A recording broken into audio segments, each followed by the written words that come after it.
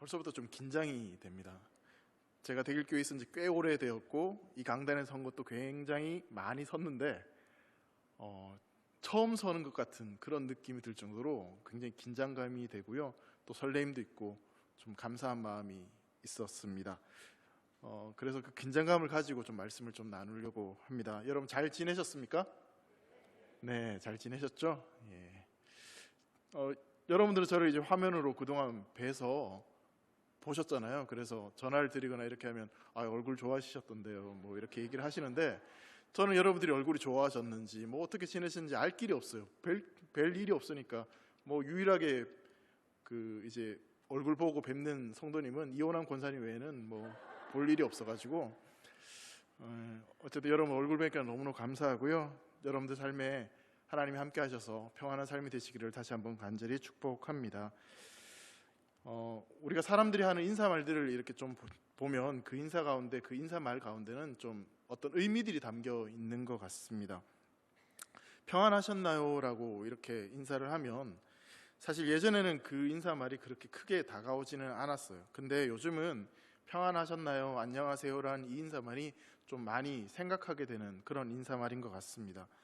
사실 아무런 문제 없이 그냥 하루하루 살아가는 사람들에게는 안녕하세요, 평안하세요 이런 말이 그냥 의미 없이 지나가는 말일 수 있겠지만, 인생에 굉장히 큰 어려움을 겪고 있는 사람들, 특히 우리가 요즘 처해 있는 이 코로나 상황에서는 평안하셨나요, 안녕하세요라는 이 말이 좀 더 생각하게 되고 또 의미 있게 다가오는 부분들이 있는 것 같습니다.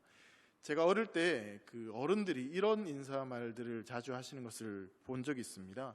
식사하셨나요? 식사하셨어요? 라고 이렇게 인사말을 하시더라고요. 처음에는 사실 왜 식사하셨어요? 라고 인사를 하지라는 생각이 들었는데, 곰곰이 생각해 보니까 예전에는 그 밥을 먹고 사는 것이 굉장히 큰 문제였고 또 밥을 굶는 일도 많았기 때문에 이 몸 상태는 어떠하신지, 또 식사는 잘 하셨는지 그런 것이 궁금한 안부 인사였다라는 생각이 듭니다. 여러분, 이스라엘의 인사는 뭐라고 하죠? 샬롬 이렇게 합니다. 우리도 한번 해볼까요? 손가락 이렇게 들고 옆에 계신 분한테, 멀리 계시지만 샬롬 이렇게 좀 눈으로 좀 웃어주세요. 마스크 쓰고 있어서 그냥 하면 좀 무섭습니다. 샬롬. 샬롬은 평강이라는 뜻을 가지고 있습니다. 샬롬에는 사실 하나님과의 관계에 있어서 굉장히 중요한 인사라고 볼 수 있습니다. 그러니까 이스라엘 백성들에게 있어서 샬롬이라는 인사말은 하나님과의 관계를 이야기하는 굉장히 중요한 의미가 있다는 것이죠. 그러니까 하나님께서 주신 은혜가 당신의 삶에 있기를 바랍니다. 그런 의미에서 샬롬 이렇게 인사를 하는 것입니다. 그러니까 이스라엘 백성들의 인사에서 가장 중요한 것이 바로 하나님과의 샬롬, 하나님의 평강, 하나님의 은혜가 당신의 삶에 있는지 없는지를 굉장히 중요하게 생각했고, 또 그런 인사를 통해서 당신의 삶에 하나님의 은혜가, 하나님의 평강이 함께하기를 간절히 바란다는 그런 축복의 메시지가 담겨 있었습니다.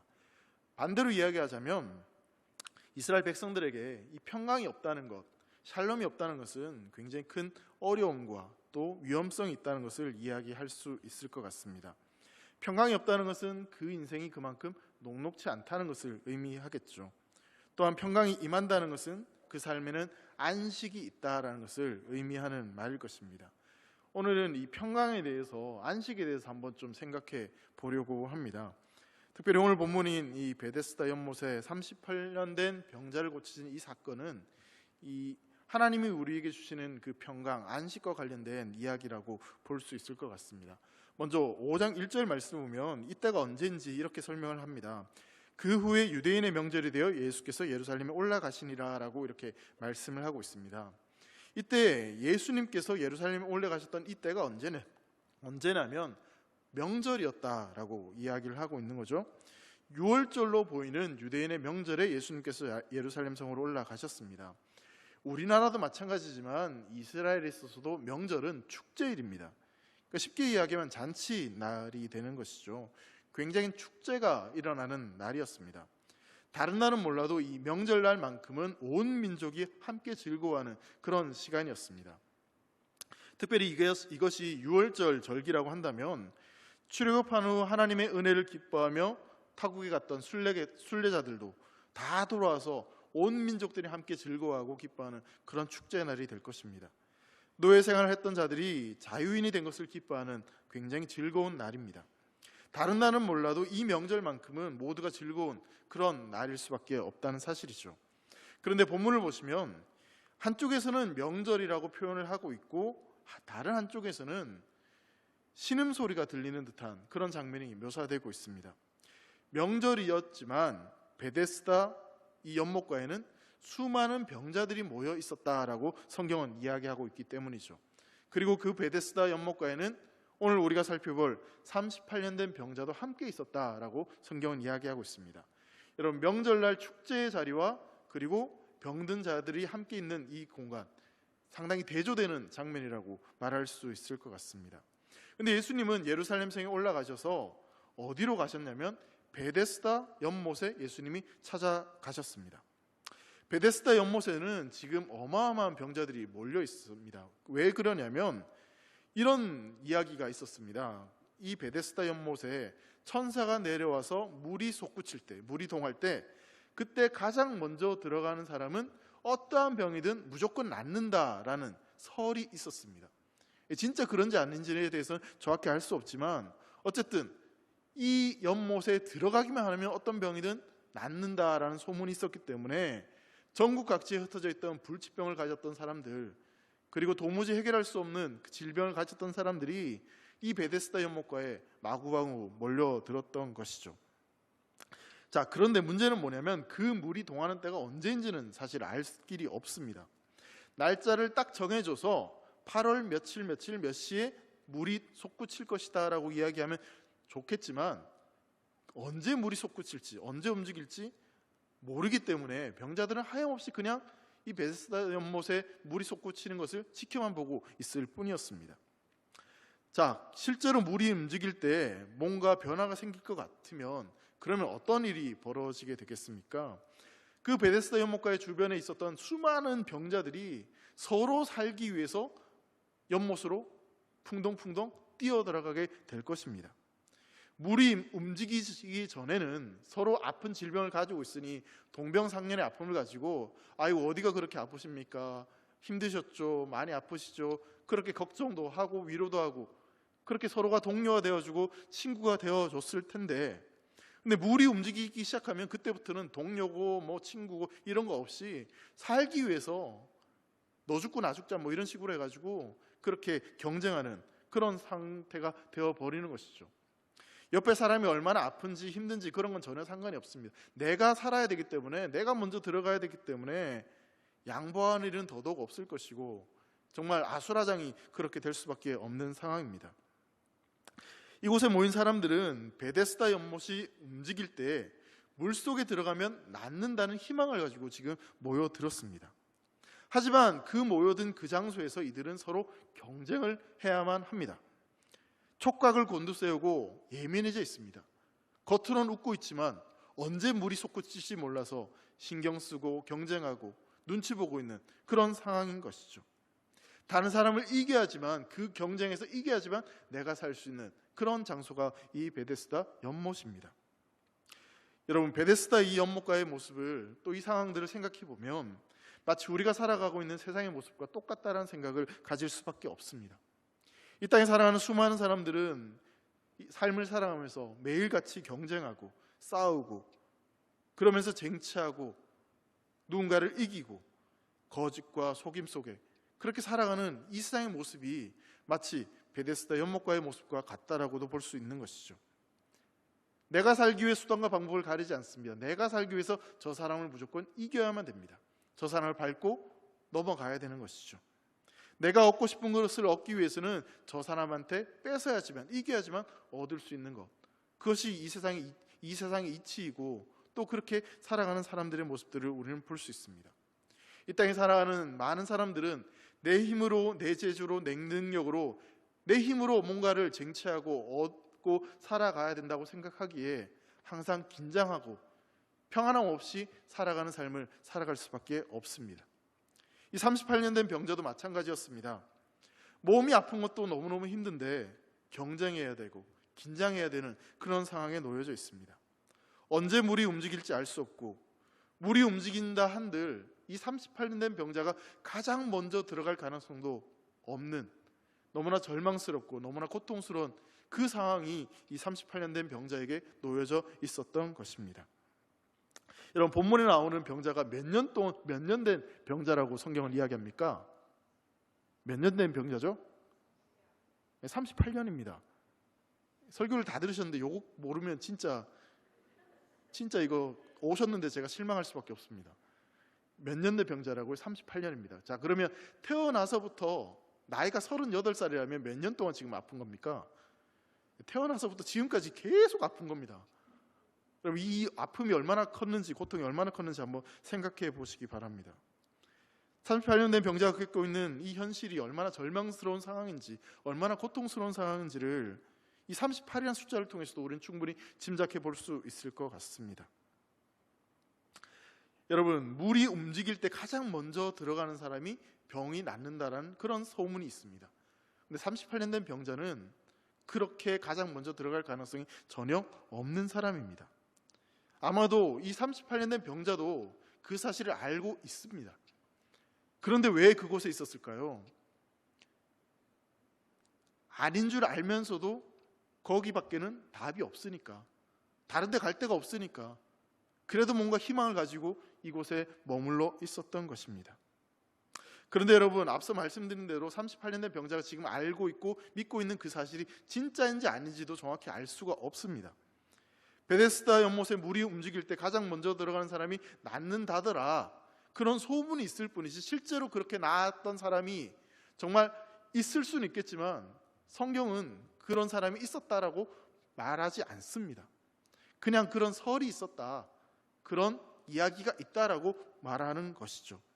나을 수도 있고 낫지 않을 수도 있는 불확실한 일, 진리가 아닌 그 이야기가 지금 그곳에 퍼져 있었고, 그 이야기를 듣고 사람들이 모여들었고 38년 된 병자도 그 자리에 있었던 것입니다. 여러분, 사람들은 인생에 어떤 문제가 생겼을 때 그 문제를 해결할 방법을 열심히 찾아다닙니다.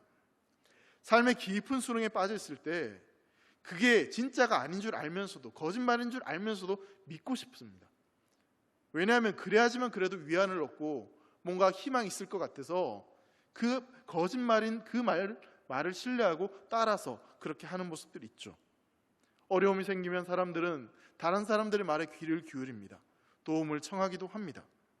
그런데 그런 사람들의 말을 듣고 따라가면 따라갈수록 결국 그 끝에는 더 큰 절망과 더 큰 아픔들을 경험하게 될 수밖에 없습니다. 사랑하는 성도 여러분, 세상의 소리에 아무리 힘들어도 귀 기울이지 않기를 간절히 소망합니다. 진리가 아는 것에 여러분들의 인생을 걸지 않으시기를 부탁드립니다. 물이 언제 솟구칠지, 천사가 언제 내려올지 알 수 없는 불확실한 그 소문에 생명을 걸고 목숨을 걸고 모든 것을 걸고 그것만 지켜보는 어리석은 인생이 되지 않기를 간절히 소망합니다. 사랑하는 성도 여러분, 베데스다 연못에 가야지만 희망이 있는 것이 아닙니다. 우리는 분명히 알아야 됩니다. 물이 솟구칠 때 내가 가장 먼저 들어가야지, 그래야지 내 삶이 달라지고 변화되는 것이 결코 아닙니다. 그 헛된 소문을 믿고 그것대로 해야지 내 인생이 달라지는 것이 결코 아닙니다. 어떤 훌륭한 사람을, 나를 도와줄 그 사람을 만나야지 내 인생에 희망이 생기는 것이 아닙니다. 여러분, 예수님을 만나야지 소망이 있는 줄 믿습니다. 여러분, 아멘이십니까? 예수님을 만나야지 평안함이 있습니다. 예수가 우리의 소망입니다. 베데스다 연못이 어떻게 소망이 될 수 있습니까? 물이 솟구치는 것이 어떻게 소망이 될 수 있습니까? 그건 소문일 뿐이지 진리가 아닙니다. 진짜 진리는 예수 믿어야지 구원받는다는 것이 진리입니다. 여러분, 믿으십니까? 그렇다면 오늘 이 밤 물이 솟구치고 뭔가 놀라운 일들이 일어나기를 기대하지 마시고 예수님이 나를 만나주시기를 기도할 수 있는 저와 여러분 되기를 간절히 소망합니다. 성도에게 진짜 필요한 것은요, 하나님의 은혜입니다. 예수님이 낫게 하시면 그냥 끝나는 거예요. 예수님이 고쳐주시면, 예수님이 만나주시면 그걸로 끝이 나는 거예요. 그럼 그 인생이 회복되는 겁니다. 오늘 밤 그것을 기대하실 수 있기를, 또 간구하시기를 주의 이름으로 축원합니다. 예수님이면 됩니다. 여러분, 아멘이십니까? 맨날 혼자 설교하다 보니까 여러분들이 앉아 계시기 때문에 아멘 아멘 해주시면 굉장히 힘이 날 것 같습니다. 예수님이면 충분합니다. 예수님이 우리의 답입니다. 예수님 만나면 모든 것이 해결됩니다.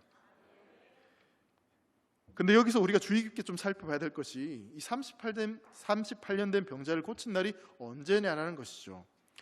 여러분 9절 말씀을 보시면 사람이 곧 나와서 자리를 들고 걸어가니라. 이 38년 된 병자가 나와서 자리를 들고 가는데 이 날이 언제라고 이야기하냐면 안식일이니라고 표현을 하고 있습니다. 여러분 한번 생각을 해보십시오. 38년 동안 아팠는데 그렇다면 이 안식일보다 더 빨리 예수님 찾아가셔서 고쳐주시면 안 되는 것일까요? 아니면 38년 동안 아팠으니까 그냥 다음 날 가셔서 예수님이 고쳐주셔도 되지 않을까요? 하루 차인데 그게 그렇게 큰 문제가 될 것인가 생각해 볼 수 있습니다. 여러분 유대인들이 이 사건 후에 예수님을 박해하는데 그 박해하는 이유가 38년 된 병자를 예수님이 고쳐주었다는 것 때문에 문제를 삼는 것이 아닙니다. 안식일날 이 사람을 고쳐주었다는 것 때문에 문제를 삼습니다. 오히려 병자를 고쳐준 것은 예수님의 권위를 나타내는 것이고 바리새인들과 구별되는 예수님의 권위와 능력을 전능하심을 보여주는 일입니다.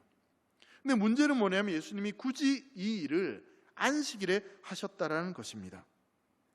그리고 사실 안식일에 고쳐도 됩니다.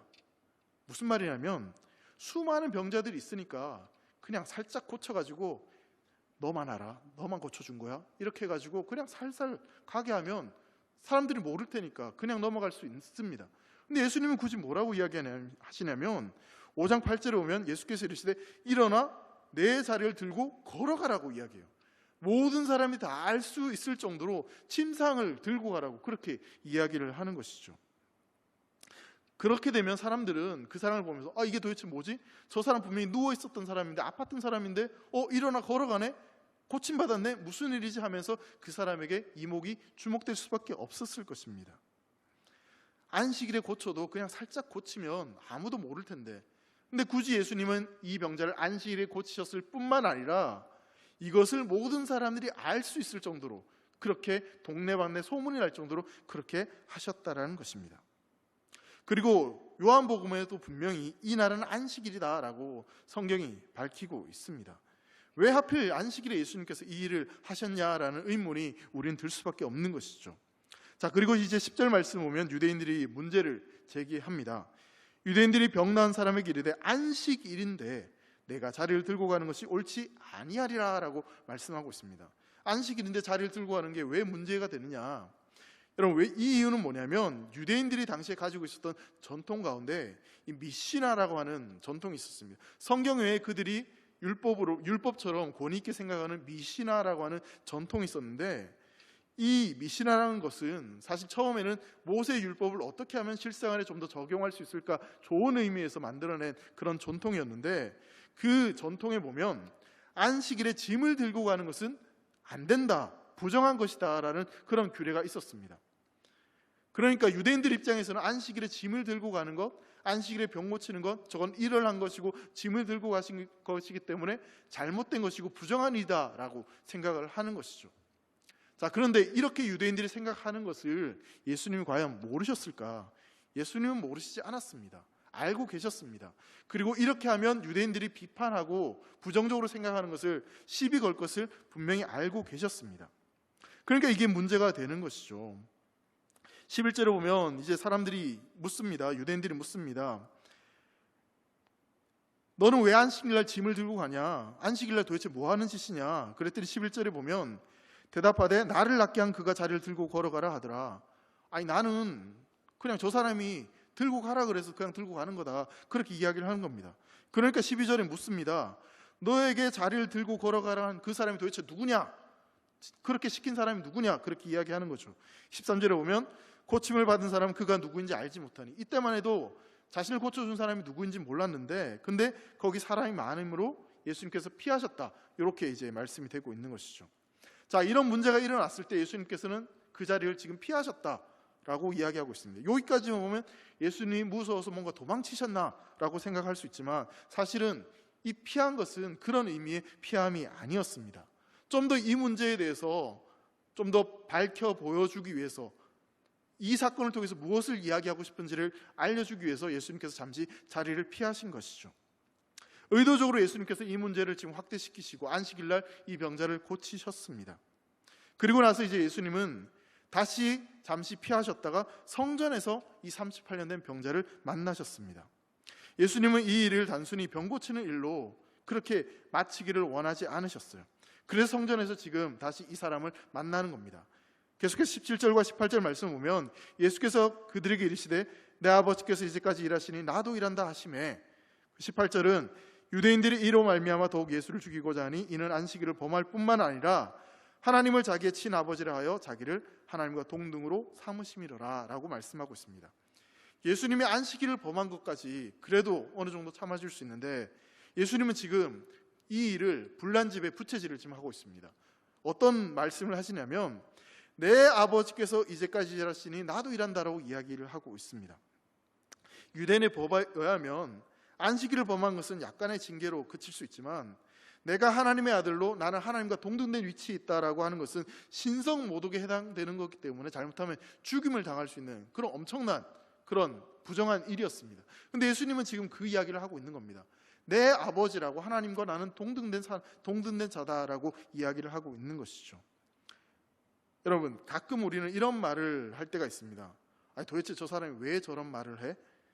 생각 없이 말을 해서 사실 문제를 일으키는 경우도 있지만 어떤 경우에는 그 말을 통해서 무슨 생각을 하고 그 의미가 무엇인지를 한번 생각해 보라는 의미로 말을 할 때가 있습니다. 생각하라고 일부러 그 문제를 일으키는 경우가 있다는 사실이죠. 예수님께서도 지금 동일하게 의도적으로 지금 안식일날 이 병자를 고치셨고 의도적으로 성전에 가셔서 아버지가 이러시니 나도 일한다 그렇게 지금 말씀하고 계시는 겁니다. 여러분, 이런 생각을 한번 해보시기 바랍니다. 어떤 사람이 신앙을 가지기가 쉬울까요? 어떤 사람이 예수 믿기가 쉬울까요? 물론 다 어렵습니다. 다 어렵지만 그래도 다른 종교를 믿던 사람들은 그래도 회심하면 믿을 가능성이 커집니다. 왜냐하면 다른 종교에서 오신 분들한테는 그거 다 거짓이에요, 잘못됐어요, 거짓말이에요 라고 하면 됩니다. 근데 문제는 뭐냐면 이단에 한번 갔다가 온 사람은 회심시키기가 결코 쉽지 않습니다.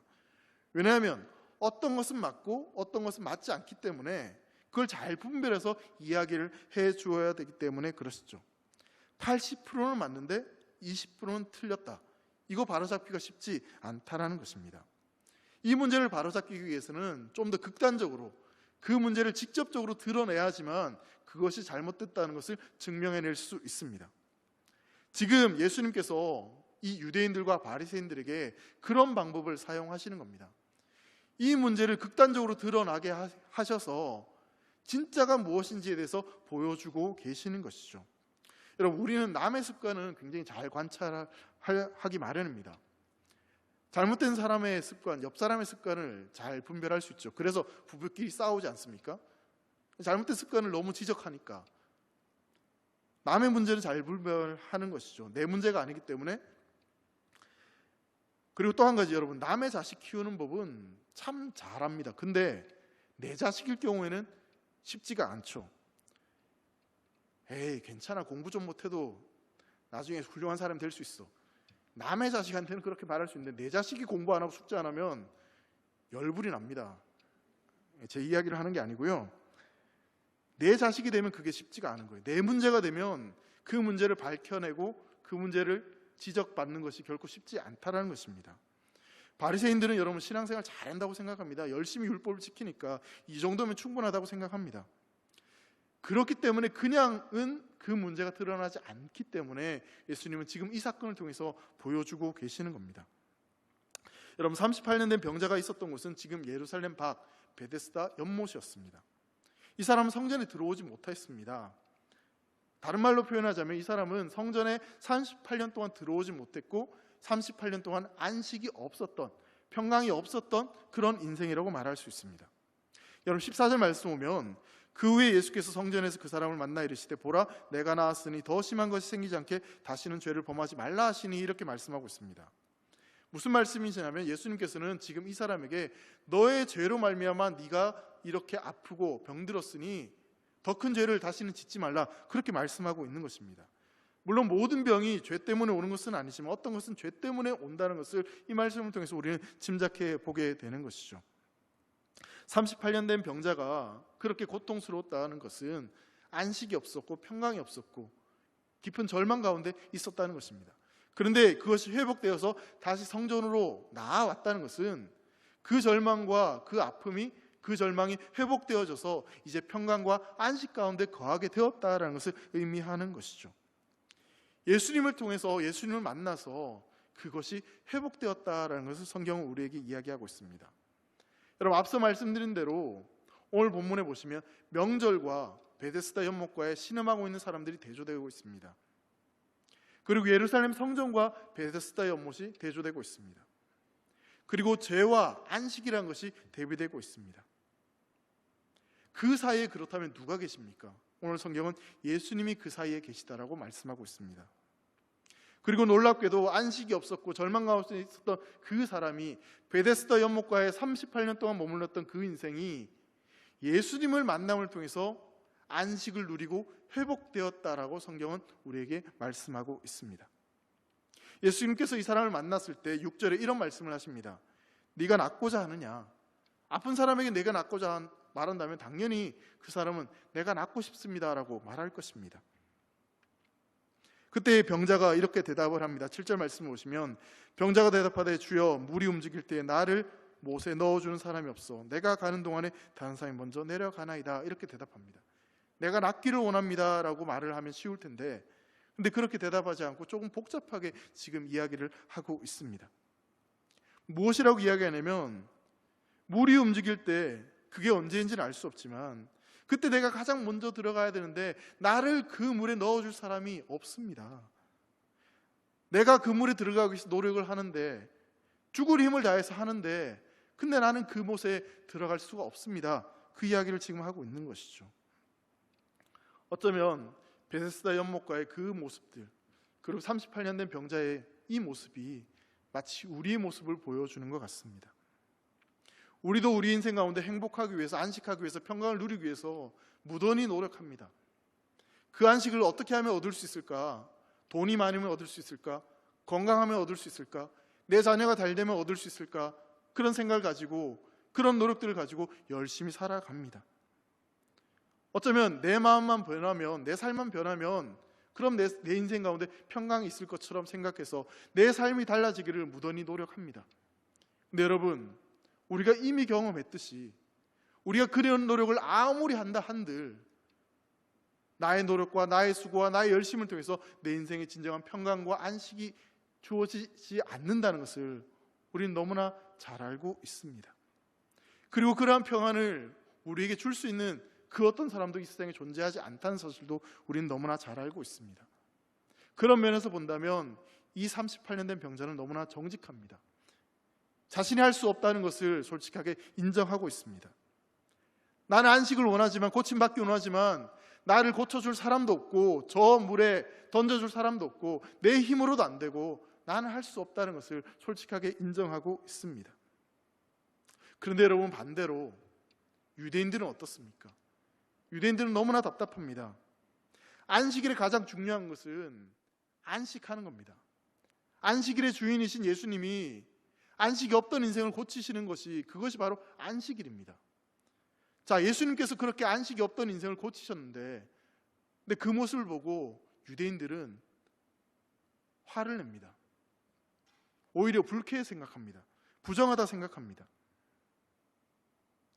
앞서 말씀드린 대로 예수님은 지금 바리새인들과 유대인들과 싸우기 위해서 지금 이 사건을 보여주고 일으키는 것이 결코 아닙니다. 바리새인들에게 너희는 진짜 안식이 무엇인지 알고 있느냐? 또한 우리들에게 진짜 평강과 안식은 어디에서부터, 누구로부터 주어지는지 알고 있느냐? 그 질문을 지금 하고 계시는 겁니다. 여러분, 내 인생이 정말 힘든 것이 돈이 없어서, 건강이 없어서, 내 자식이 잘못되어서, 물론 그럴 수 있습니다. 하지만 근본적인 원인은 내가 돈이 없어서, 내가 건강을 잃어서, 내 상황과 내 형편이 힘들어서, 그래서 내 인생 가운데 평강이 없고 안식이 없는 것이 결코 아닙니다. 내 인생에 예수가 없기 때문에, 내가 예수님을 찾지 않고 예수님을 만나지 못했기 때문에 그래서 그 인생 가운데 평강이 없고 안식이 없다는 사실을 기억하셨으면 좋겠습니다. 돈이 많으면, 돈이 있으면 평강할까요?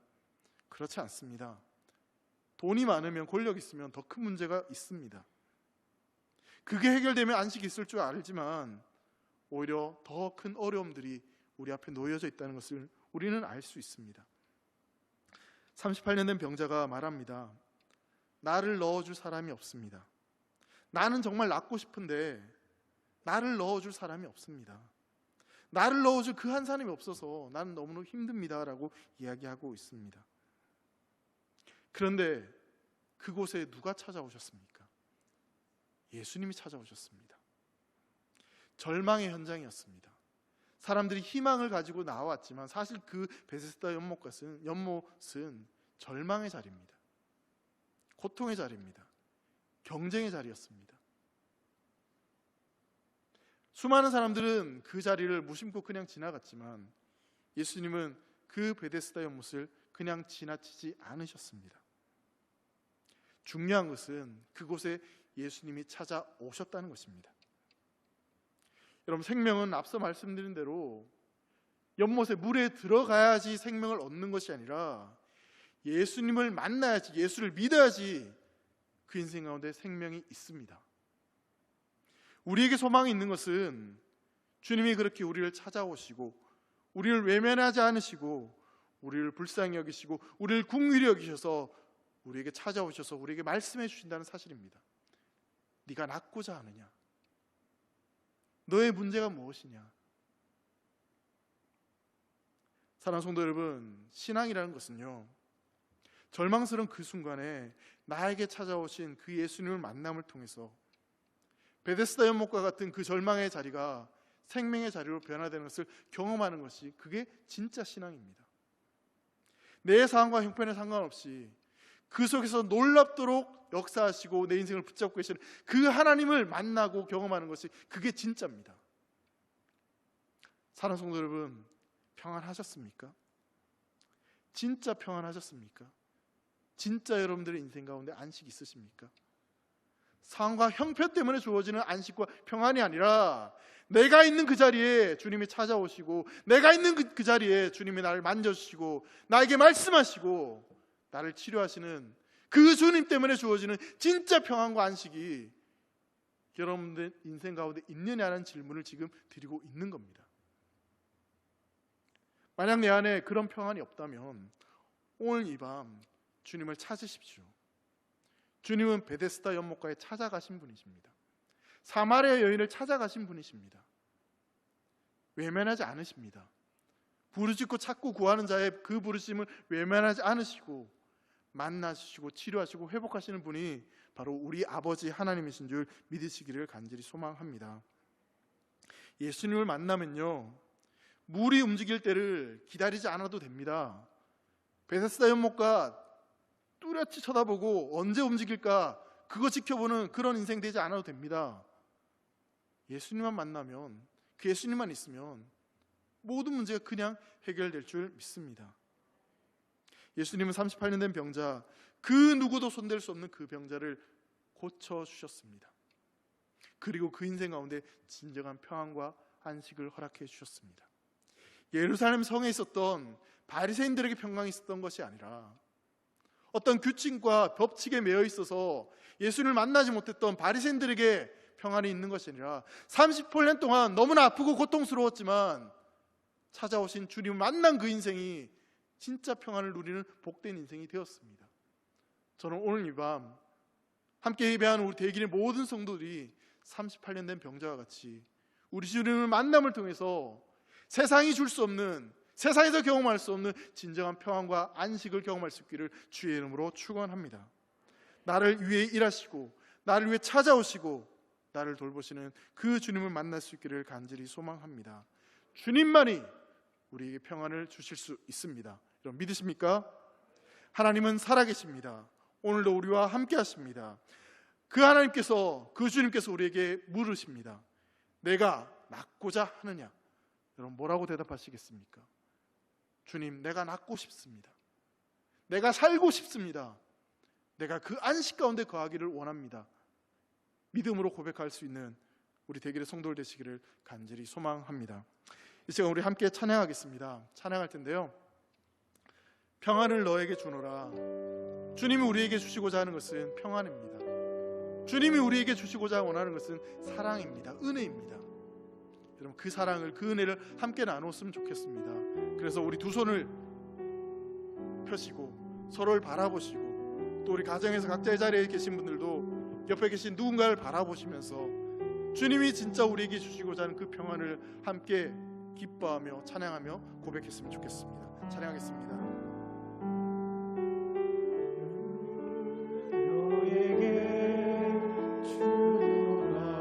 세상이 줄 수 없는, 세상이 줄 수 없는, 세상이 알 수 없는, 세상이 알 수도 없는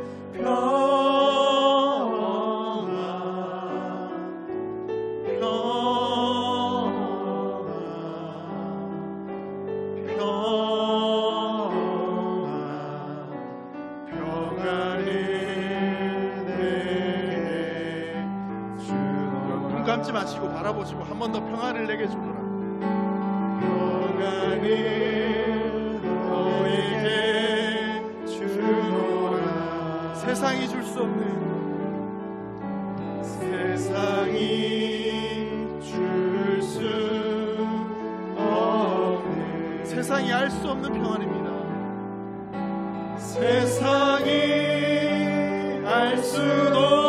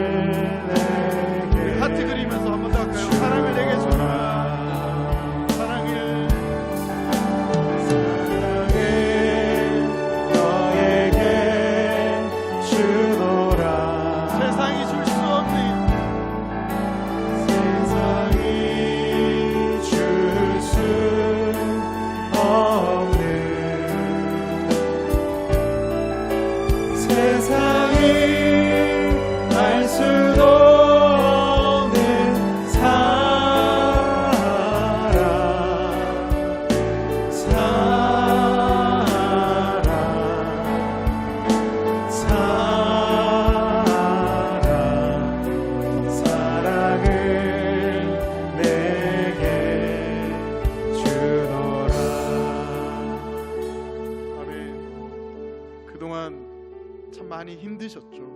물론 지금도 많이 힘드셨을 겁니다. 힘드실 것입니다.